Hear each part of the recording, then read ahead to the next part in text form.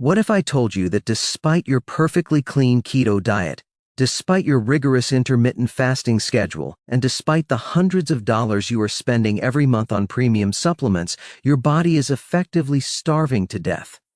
Sounds impossible, I know. You look at your plate, and you see nutrient density. You see grass-fed steaks, organic avocados, wild-caught salmon. On paper, you are the picture of health. But we need to talk about a phenomenon that I call hidden starvation. This is a biological paradox where you are nutrient-dense on your plate, but you are nutrient-deficient deep inside your cells.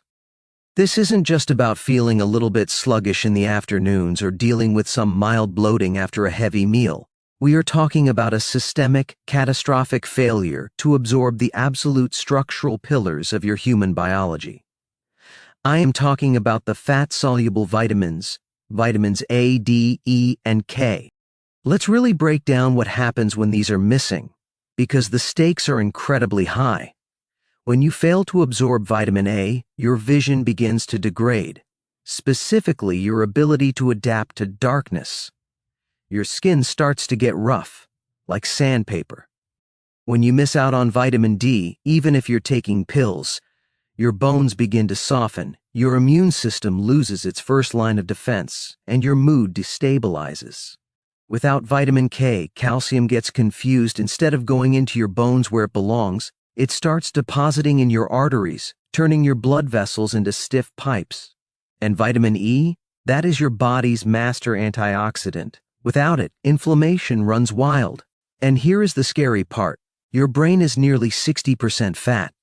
If you cannot process and absorb fats, your brain begins to literally starve for its primary building blocks. You get brain fog, memory slips, and that feeling like your mental gears are grinding without oil.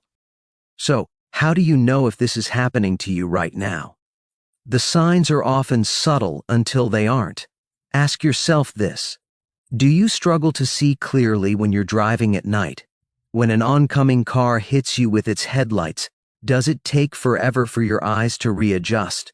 That is not just aging, that is night blindness, a classic sign of vitamin A deficiency caused by malabsorption. Or let's get a little personal for a second. Have you noticed floating stools in the toilet bowl? I'm talking about evidence that refuses to sink, no matter how many times you flush, or perhaps it leaves what we call skid marks. These are not just random quirks of your digestion. They are distress signals, that is undigested fat leaving your body. It means that the expensive nutrients you ate are sliding right through you, wasted. It is a screaming red alert from your biology that your body's internal detergent dispenser is blocked, and we need to unclog it immediately. To truly understand why this is happening to you and how to fix it, we have to stop looking at digestion as some mystical process. We need to look at it as a problem of physics and chemistry. The core mechanism of your digestion relies on a universal truth that you already know. Oil and water do not mix. You can try this in your kitchen. Pour some olive oil into a glass of water. It sits on top, it separates, it refuses to integrate. Now, think about your stomach. When you eat a meal, your stomach provides the hot water. That is your stomach acid, or hydrochloric acid. It heats things up, it churns, it sterilizes. But imagine you have a frying pan covered in thick, stubborn grease. That's the steak or the avocado you just ate. If you try to wash that greasy pan using only hot water, what happens? Nothing. The grease just smears around, it doesn't dissolve. To actually clean that pan, to break that grease down so it can be washed away or, in the body's case, absorbed, you need a solvent. You need soap. In your body, that soap is a magical golden fluid called bile. And here is where we meet the villain of our story. It isn't the fat you're eating. It is a condition called biliary stasis. Let me paint you a picture to make this crystal clear. I want you to visualize your entire digestive tract as a high-end industrial dishwasher. It's designed to be a self-cleaning machine. Inside this dishwasher, there is a specific compartment, the detergent dispenser. That is your gallbladder. In a healthy body, that dispenser is filled with a thin, free-flowing golden liquid. When the dishwasher starts running, when you eat, that door is supposed to snap open, and that golden detergent shoots out, instantly dissolving the grease on the plates. But in your body, something has gone wrong inside the dispenser. Due to years of chronic stress, which clamps down on your internal organs, and chronic dehydration, the liquid inside that dispenser has physically changed. It is no longer thin. It is no longer gold. It has dehydrated and thickened into a black, sticky, viscous tar. We call this biliary sludge. Now watch what happens in our analogy. You eat a meal. The dishwasher turns on. The water, your stomach acid, starts swirling. But because the detergent is now a thick tar, it physically plugs the nozzle of the dispenser. The door might try to open, but nothing comes out. The soap stays trapped. So the dishwasher runs its full cycle with just water. The grease, those fat globules containing vitamin A, D, E, and K, stay solid. They clump together in large impenetrable balls, and because your intestine can only absorb microscopic particles, these large clumps of fat slide all the way down the drain, untouched. You aren't digesting your food, you are just renting it. Biologically, we say that you are failing to form micelles. A micelle is what happens when bile surrounds a tiny droplet of fat, packaging it up so it can slip through the gut lining and into your blood. No bile flow, no micelles. No micelles, no vitamins. It is that simple. Now, I know what some of you are thinking because I see this in the comments all the time. You're thinking, well, I'll just take MCT oil. I heard it doesn't need bile to be digested. And you are right. MCT oil, medium-chain triglycerides, is unique. It creates a bypass on the highway of digestion. It goes straight to the liver for energy. But relying on MCT oil as a solution to this problem is a dangerous trap. It is like using a crutch when you have a broken leg, but then deciding to never walk on your leg again. If you rely solely on MCTs, you are telling your gallbladder, I don't need you. And biology follows a ruthless rule, use it or lose it. If the gallbladder is never triggered to contract, that sludge sits there. It gets older, thicker, and harder. You are essentially allowing the organ to atrophy from disuse.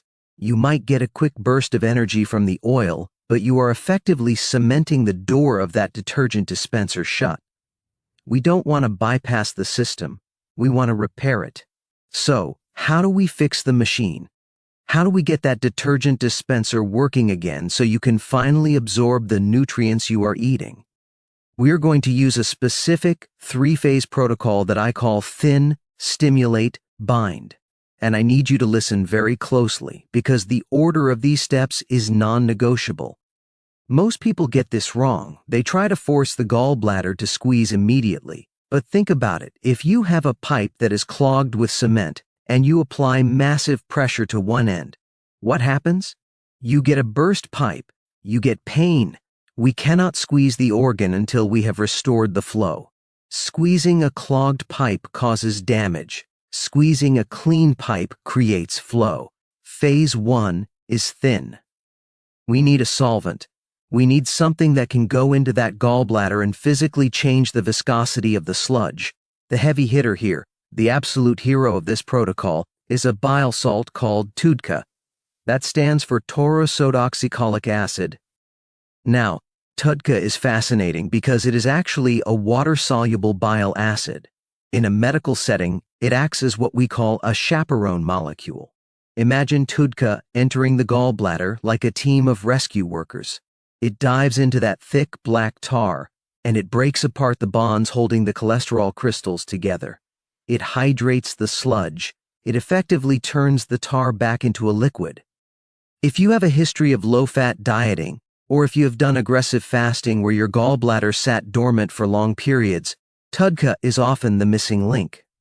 The standard recommendation in functional circles is to look for a supplement providing between 250 to 500 milligrams, taken on an empty stomach so it can get straight to work without fighting other food. Phase 2 is stimulate. Once we have thinned the fluid, We need to retrain the organ to contract. We need to wake it up. For this, we are going to use the oldest trick in the herbalist's book, Digestive Bitters. I want you to get a bitter spray, usually made from gentian root, dandelion, or artichoke leaf. About 15 minutes before you take your first bite of food, spray it directly on your tongue. Here is the cool science behind this biological signaling. When those bitter receptors on your tongue are hit, they send an immediate electrical signal down the vagus nerve, the superhighway connecting your brain to your gut. This signal does two things simultaneously. First, it tells the stomach to produce acid, but more importantly, it travels to a tiny valve at the bottom of your bile duct called the sphincter of Oddi. Think of the sphincter of Oddi as the exit door of the dishwasher. The bitter signal tells that door to relax and open up, while simultaneously telling the gallbladder to squeeze. It coordinates the entire pump system.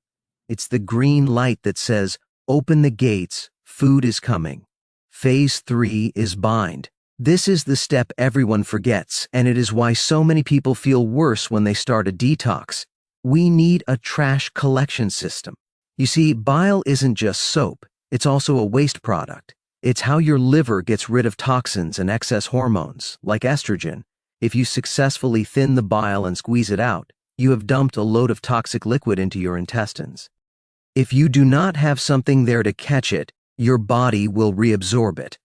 This is a process called enterohepatic circulation. Your body recycles bile. If you don't bind it, you are just moving toxins from your gallbladder back into your blood. So, you must consume soluble fiber with your meal. This could be psyllium husk, or it could be a heavy serving of steamed cruciferous vegetables. The fiber acts like a giant fishing net. It moves through your intestines, catches that old toxic bile you just released, binds it up tight, and ensures you actually poop it out. Thin the fluid, stimulate the pump, bind the waste. That is the blueprint. Before we wrap up, we need to have a serious reality check. I need to dismantle the single most damaging myth in the history of modern nutrition. You have likely been told, perhaps even by a medical professional, that eating fat causes gallstones. You've been told that if you have gallbladder issues, you should go on a low-fat diet to rest the organ. I am here to tell you that the biological mechanisms suggest the exact opposite is true. Stones are not caused by fat. Stones are caused by stasis. They are caused by inactivity. Think about a pond of water. If the water is flowing like a river, it stays clear and clean. But if the water sits stagnant, it becomes murky, it grows algae, and sediment settles to the bottom. Your gallbladder works the same way. Every time you eat a meal with healthy fats, like a steak or an egg yolk, your body releases a hormone called cholecystokinin, or CCK. This hormone is the contract signal. It tells the gallbladder to squeeze and empty itself. When you go on a low-fat diet, that signal is never sent. The gallbladder sits dormant. It becomes a stagnant pond. The bile inside sits there for weeks, months, or years. It dehydrates. It gets super concentrated. And eventually, the cholesterol within that bile precipitates out and crystallizes into stones.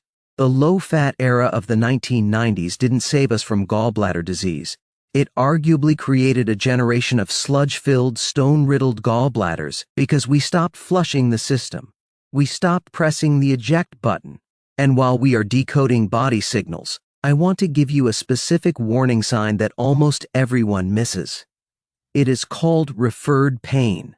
The human body is wired in complex ways. Sometimes the wires get crossed. The nerve that supplies the gallbladder intersects with the phrenic nerve. This nerve travels all the way up your torso.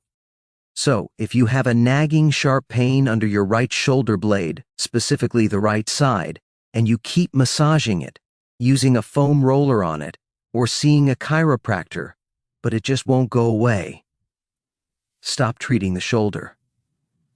That is often the gallbladder screaming for help. It is inflamed, it is distended, and it is sending a distress signal up the nerve line. That is your check engine light. Of course, if you have severe abdominal pain, fever, or you turn yellow, that is a medical emergency. Go to the ER. But for the rest of us dealing with this chronic hidden starvation, here is the good news. You are not broken. You are not a victim of bad genes. And you are not just getting old, you are simply blocked. The empowering truth of functional health is this: you are not what you eat, you are what you absorb. You can spend hundreds of dollars on the highest quality vitamin D and the best grass-fed beef, but if that detergent dispenser is clogged, you are just flushing your money and your health down the toilet. But by simply thinning the fluid and priming the pump, you can turn your body from a starving machine back into a nutrient-absorbing powerhouse. Imagine your vision sharpening at night. Imagine your skin regaining its moisture. Imagine your brain feeling like the gears have finally been oiled. That is the power of absorption. So, I am leaving you with one simple challenge for the next 24 hours. It starts the moment you wake up tomorrow. I want you to hydrate before you caffeinate. Bile is 95% water. You cannot have flow if you are dehydrated. If you wake up and immediately hit your system with dehydrating coffee, you are turning that sludge into concrete. Drink 500 milliliters of water, ideally with some electrolytes, before you touch anything else. Give your liver the fluids it needs to build new bile. And finally, I want you to do something a little unconventional for me. Check the toilet bowl next time you go. Seriously. Look. If you see skid marks, or if the evidence is floating, that is your data. That is your sign. If you see that, hit the like button on this video so I know I'm not alone in this conversation. And tell me in the comments below, do you get that sharp pain under your right rib, or that mysterious ache in your right shoulder blade? Let's talk about it, and let's get your flow back. I'll see you in the next video.